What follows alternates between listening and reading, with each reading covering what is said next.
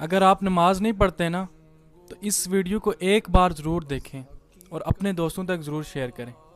نبی علیہ السلام نے فرمایا بے نماز کی قبر میں ایک اشدہا آئے گا، اس کا نام کیا ہوگا؟ اشجاع الاقرع، گنجا سانپ۔ نبی علیہ السلام نے فرمایا اس کی آنکھیں آگ کی ہوں، اس کے جو ہاتھ ہیں وہ لوہے کے ہوں گے، اس کے ہاتھوں کی لمبائی کتنی ہوگی؟ حضور نبی علیہ السلام نے فرمایا ایک دن کی مسافت جتنی اس کے ہاتھوں کی لمبائی ہوگی۔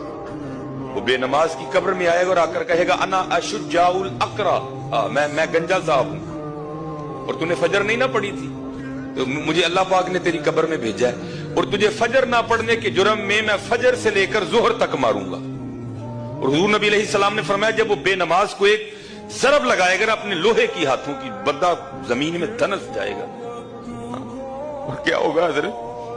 وہ پھر اس کو نکالے گا اور پھر اس کو ظہر تک مارے گا، اور پھر جب ظہر کا وقت آئے گا پھر اس کو کہے گا تیری قبر میں مجھے اللہ نے بھیجا ہے، تو نے زور نہیں نہ پڑی تھی، تو فارغ بیٹھا رہتا تھا نا، تیرے کانوں میں اذان کی آواز بھی آتی، تو نے زور نہیں نہ پڑی، اب تجھے ظہر نہ پڑھنے کے جرم میں زور سے لے کر عصر تک ماروں گا۔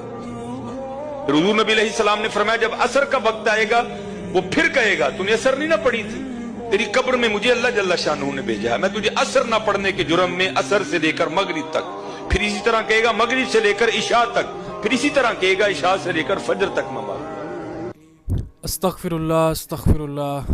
اللہ تعالی ہم سب کو قبر کے عذاب سے محفوظ رکھے۔